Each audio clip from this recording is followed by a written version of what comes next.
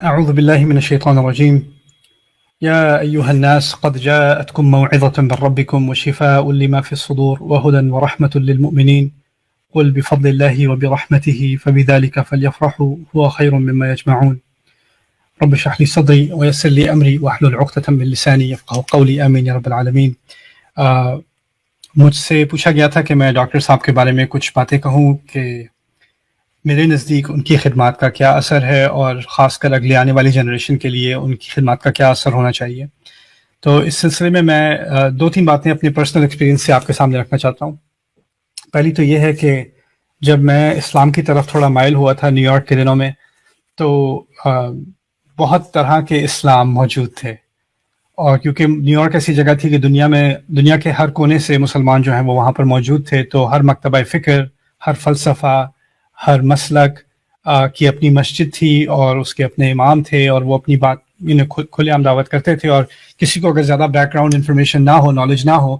تو وہ سبھی صحیح معلوم ہوتے ہیں کسی حد تک، یہاں تک کہ آپ کو ایک دوسرے کے اندر کانفلکٹ نظر آنا شروع ہو جاتا ہے. اور شروع میں جب میں نے اسلام سیکھنا شروع کیا تھوڑا بہت، تو میں کبھی ایک دائروں کے میں نام نہیں لوں گا، لیکن کبھی میں کسی ایک سرکل میں پہنچ گیا، پھر کسی اور میں پہنچ گیا، پھر مجھے پہلے والے سے نفرت ہونی شروع ہو گئی کہ وہ بہت ہی غلط بات سکھاتے تھے. اور میں جب بھی کسی عالم سے یا کسی مفکر سے متاثر ہوتا تھا تو پوری طرح اسی میں اپنے آپ کو ڈبو دیتا تھا. تو کالج کے دنوں میں ہی مجھے ایک میرے دوست ہیں عدنان رحمان بھائی،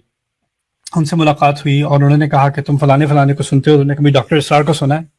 میں نے کہا ان کو تو میرے پاپا سنتے تھے، میں نے کیا سننا ہے انہیں، کیونکہ مجھے یاد تھا میرے بچپن کے دنوں میں ابو جو ہیں وہ ان کی ویڈیو کے سیٹ سگایا کرتے تھے، تو اور مجھے ان سے ڈر بھی لگتا تھا. تو میں نے کہا ان کی کیا سننے کی ضرورت ہے؟ کہتے ہیں اچھا نہیں تم سنو یہ. تو ان کے میں نے دروس سنے سورۃ الکہف کے، اور اس کے بعد میں نے ان کا دورہ ترجمہ قرآن سننا شروع کیا،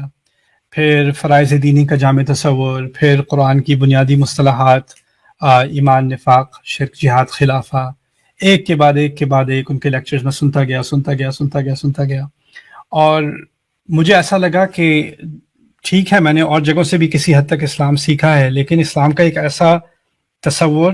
جس میں اس کے تمام حصے ایک ساتھ جڑ کر ایک ہولسٹک تھاٹ آپ کے سامنے آ رہی ہے، ایک منظم فکر آپ کے سامنے آ رہی ہے جس میں ہر چیز کا آپس میں ایک جوڑ ہے.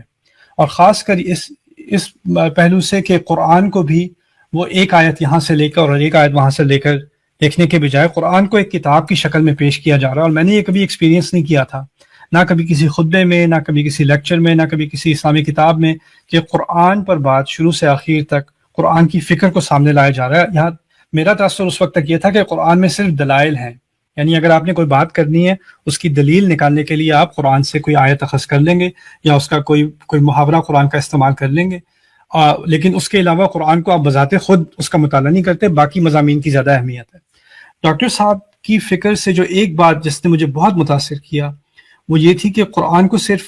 ویسے تو ہم سب کہتے ہیں اس کی مرکزی اہمیت ہے اور اسلام کی اصل وہی ہے اور اللہ تعالیٰ کا دیا ہوا نور وہی ہے، لیکن ان کی سوچ میں، ان کے فلسفے میں،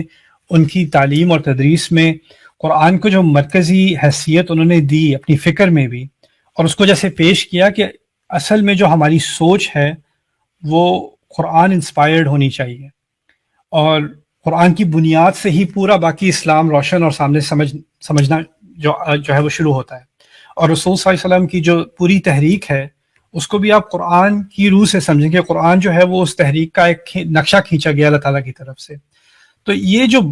یہ باتیں تھیں، میں نے یہ کبھی کسی اور کے ہاں نہیں سنی تھی. اچھی باتیں، موعظہ جسے کہہ لیتے ہیں، اچھی نصیحت ہو گئی، اچھی بات ہو گئی، کوئی شریعت کے حکام کے بارے میں کوئی تشریح ہو گئی، یہ باتیں میں نے ادھر ادھر سے دیکھی تھیں، لیکن یہ فکر اور یہ سوچ میں نے کبھی نہیں سنی تھی. اس کی وجہ سے میں قرآن کے ساتھ میری وابستگی ہو گئی. ان کی انکریجمنٹ ہی تھی کہ انہوں نے کہا تھا کہ ہر مسلمان کو چاہیے کہ جتنا کر سکے عربی سیکھے. اللہ کا بڑا شکر ہے کہ ڈاکٹر عبدالسمیع آئے تھے، انہوں نے دور ترجمہ قرآن کیا تھا، ان کے بعد ان سے میں نے عربی پڑھنی شروع کی. میری زندگی کا بہت بڑا شرف بھی ہے کہ میں ڈاکٹر صاحب کے اپنے جو انگلش میں انہوں نے دورہ ترجمہ قرآن کیا تھا نیو یارک میں فلشنگ مسلم سینٹر میں، اس میں بھی مجھے شرکت کرنے کا موقع ملا تھا. اس وقت تو مجھے جانتے نہیں تھے، میں 18-19 سال کا لڑکا تھا، لیکن انہوں نے جب پورا مکمل تو نہیں کیا تھا، اس زمانے میں میرا خیال 18 سے پارے کیے تھے، تو ان میں بیٹھ کے میں ان کو سنا تھا میں نے. اور ایک دفعہ یاد آتا ہے کہ ہمارے ایک جاننے والے ہیں مرعوب صاحب، ان کے ہاں مجھے بلایا ہوا تھا، تو ڈاکٹر صاحب بھی تھے، تو ان کی جب آپ مجلس میں بیٹھے ہوں تو وہ مجھے بڑے انٹیمیڈیٹنگ لگتے تھے، ان سے بڑا ڈر تھا مجھے. تو مرغوب صاحب نے بھی کیا کیا کہ وہ چلے گئے اور سارے چلے گئے کمرے سے، بس میں بیٹھا ہوں اور ڈاکٹر صاحب بیٹھے ہیں. اب میرے یہاں بازو کے بال کھڑے ہو گئے، مجھ سے میرے منہ سے آواز نہ نکلے، اور ڈاکٹر صاحب بھی مجھے اپنی ٹوپی اتار کے بالکل ایسے گھور رہے ہیں، اور پھر مجھے کہتے ہیں آپ بولتے کم ہیں. انہیں پتہ نہیں تھا میں کتنا بولتا ہوں، لیکن سبحان اللہ ان کی شخصیت کا، ان کی فکر کا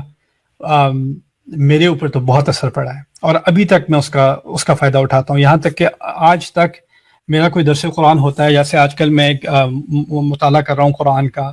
اور مفصل درس قرآن کی میری تحقیق ہے، ابھی پروجیکٹ چل رہا ہے میرا پوری ٹیم کے ساتھ. سوال ہی پیدا نہیں ہوتا کہ میں کوئی نئی صورت کا مطالعہ شروع کروں، اور اس سے پہلے میں ڈاکٹر صاحب کی جو اتنی محنت ہے ان صورتوں پر، خاص کر ان کا جو درس قرآن، جو مفصل درس قرآن ہے، اس کا فائدہ نہ اٹھاؤں، اس کو پوری طرح سے سنوں سمجھوں. کبھی کبھار اس میں کوئی ایسی بات بھی ہو جو مجھے اس پہ مزید تحقیق کرنے کی ضرورت ہو، لیکن صورت کا جو پہلا خاکہ میرے ذہن میں آتا ہے وہ ڈاکٹر صاحب کی مدد سے آتا ہے. اور کیونکہ میں شروع میں، کیونکہ دین کا میں نے اتنا مطالعہ نہیں کیا ہوا تھا، لیکن میں سائیکالوجی کا بھی اسٹوڈنٹ رہا ہوں، فلسفے کا بھی رہا ہوں، تو جب ڈاکٹر صاحب نے فرائڈ کے بارے میں بات کرنی شروع کی اور نیچے کے بارے میں بات کرنی شروع کی، اور یہ چیزیں میں کالج میں ان دنوں میں پڑھ رہا تھا، اور مجھے سمجھ نہیں آ رہی کہ میں اسلامی لیکچر میں بیٹھا ہوں یا میں اپنی یونیورسٹی کے پروفیسر کی کلاس میں بیٹھا ہوں. اور مجھے کبھی گمان نہیں تھا کہ قرآن ان فلسفوں کا، اس سوچ کا، ان ٹرینڈز کا جواب بھی دیتا ہے. تو اس سے میرا قرآن کے بارے میں ایک پورا نظریہ بدل گیا، یہ سوچنے کے بجائے کہ جو سائیکالوجسٹ ہے وہ نفسیات کی بات کرتا ہے، اور جو مورخ ہے وہ تاریخ کی بات کرتا ہے، جو سائنسدان ہے وہ سائنس کی بات کرتا ہے، اور قرآن دین کی بات کرتا ہے. یہ نظریہ میرے ذہن سے نکل گیا. قرآن حقیقت کی بات کرتا ہے، اور قرآن سائیکولوجیکل یا نفسیاتی حقیقت سائیکالوجسٹ سے زیادہ جانتا ہے. قرآن تاریخی حقیقت مورخ سے زیادہ جانتا ہے، اور اس پر زیادہ ایکوریٹ تبصرہ کر سکتا ہے. یعنی ان تمام علوم کو، ان کا علوم کا سب سے جو ان کے اوپر جو العلیم ہے وہ اللہ تعالیٰ ہے، اور اس نے یہ کلام نازل کیا ہے. تو اسی قرآن کی جو فوقیت ہے وہ کلمۃ اللہ العلیٰ، وہ ڈاکٹر صاحب نے ذہن میں بٹھا دی. اور وہ ان کا، میں ساری زندگی میں ان کا احسان مند رہوں گا کہ جو قرآن کی فوقیت انہوں نے ذہن میں بٹھائی ہے، اس کا مجھے پرسنلی تو بہت بہت فائدہ ہوا ہے. اور میرے نزدیک اس کی اب ایک جنریشن آ گئی ہے جب ہمیں قرآن کو سوچ سمجھ کر تدبر کے ساتھ انگیج کرنا پڑے گا. تدبر کو ایک نئی روح دینی پڑے گی. اب ہم ایسی ایج میں آ گئے ہیں کہ ہر طرح کی فکر، ہر طرح کی سوچ کو کوئی بھی براڈ کاسٹ کر سکتا ہے. آپ ٹک ٹاک پہ جا سکتے ہیں، انسٹاگرام پہ جا سکتے ہیں، آپ کا کوئی بھی آئیڈیا آپ اس کو براڈ کاسٹ کر سکتے ہیں. تو اب دنیا ایک ایسے مقام پر آ گئی ہے کہ تمام آئیڈیاز کی آپس میں جنگ ہو رہی ہے کھلے عام، اور اس میں آپ کو کوئی ملینز خرچ کر کے کوئی ٹی وی چینل خریدنے کی ضرورت نہیں ہے. آپ اپنا چینل خود ہی یوٹیوب پہ لگا سکتے ہیں، رائٹ؟ تو اس دور میں میرا ابھی تک ایمان اور عقیدہ یہ ہے کہ جو قرآن کی فکر ہے اور جو قرآن کا فلسفہ ہے وہ سب سے اونچا آ کر رہے گا. اس نے ظاہر ہونا ہی ہونا ہے، لیکن اس میں کیا ہم اس کی خدمت کر کے اپنے لیے کچھ فوز پا سکیں گے کہ نہیں؟ یہی مشن ڈاکٹر صاحب میرے نزدیک چھوڑ گئے تھے کہ قرآن کی خدمت میں تم اپنی زندگی گزار دو. اللہ تعالیٰ ہم سب کو قرآن کا خدام بنائے، جیسے انہوں نے ایک کیا عظیم کنٹریبیوشن کی انجمن خدام القرآن کی، جس کے میں ابھی تک میں اس کا استفادہ کرتا ہوں. تو اللہ تعالیٰ اس محنت کو ہمیشہ جاری رکھے، ہم سب کو ان کا صدقہ جاریہ بنائے،